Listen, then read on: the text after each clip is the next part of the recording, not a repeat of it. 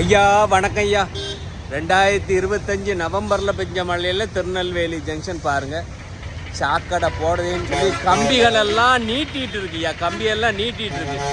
ஒரு குழந்த, ஒரு மாடு, ஒரு நாய், ஒரு மனுஷன், ஒரு கிழவி அல்லது குடிமகன்கள், நீங்கள் உருவாக்கின குடிமகன்கள் விழுந்து செத்து போனால் யார் யா பார்ப்பாங்க? ஒரு பாதுகாப்பு இல்லையா. மெயின் ஜங்ஷன் பஸ் ஸ்டாண்ட்லேயே பாருங்கள், இந்த கதை தான். அது மட்டும் இல்லையா, நீங்கள் கவுன்சிலர் ஆகும்போது, இந்த மாமன்றத்துக்கு தேர்ந்தெடுக்கும் போது அன்னன்னைக்கு வந்து குப்பைக்காரங்க கூட எல்லாம் ஃபோட்டோ எடுத்து குப்பைகளை சுத்தம் பண்ணுறேன்னு போடுறீங்களே, இப்போ எங்கேயா போடுங்க?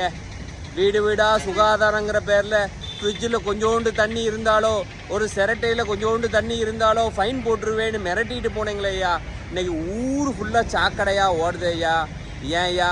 மழைநீர் வடிகால் மையங்கள், அதே போல் சாக்கடைகளை ஏரியா தூர்வாரில் அங்கங்கே தண்ணி கட்டி கிடக்கையா. ஏன் ஐயா? புகையை பூரா போட்டு கொசுவெல்லாம் வானத்தில் தான் வாழுதுன்னு நான் இப்போ தான் ஐயா புரிஞ்சுக்கிட்டேன். நீங்கள் போட்ட புகை 2 செகண்டில் வானத்தில் போயிடுது. கொசு எங்கேயா ஒழியும்? கொசு ஒழிக்கலை, அங்கங்கே நீர் தேங்கதை ஒழிக்கலை, சாக்கடைகளில் வர்றதை சுத்தம் பண்ணாமல் சாக்கடைகள் தேக்கமடைஞ்சிருக்கு. கிட்டத்தட்ட 15 to 20 வருஷமாக மழைநீர் வடிகால்களே எங்கேயுமே புதிதாக போடப்படவில்லை.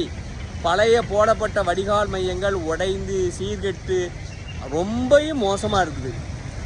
எல்லா கவுன்சிலர்களையும், எல்லா எம்எல்ஏயும், எம்பியும், கட்சிக்காரங்களையும் எல்லாரையும் கேட்டுக்கிறேன், ஏயா சரி பண்ண மாட்டேங்கிங்க?